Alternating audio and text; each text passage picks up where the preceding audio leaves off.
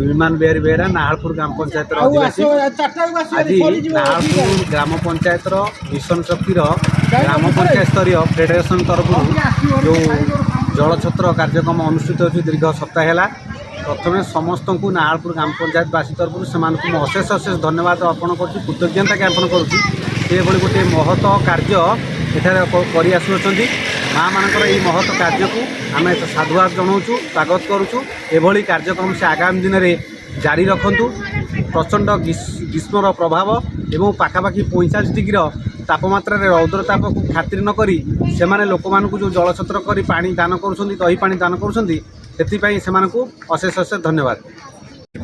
धनंजय नायक अंचल जड़े बासिंदा जहाँ जो भणी मैंने आज ये जलछत्र मध्यम जो पथचारी मैंने तुषार्थ हो जाऊँगी से डाकी जो दही पानी बंटन कर तुषा मेटाऊँच ये एक पुण्य कार्य यदि धारावाहिक भाव ये अंचल भणी मैंने जारी रखिए आगामी दिन में बहु पथचारी आर उपकृत हे आर लाभ उठेबे। तेणु धन्यवाद देवी ये धर्म भावना धर्म कार्य सबुले जारी रखु। लोक मानू जल कष्ट मेटाइवाई सहयोग हाथ बढ़ाते।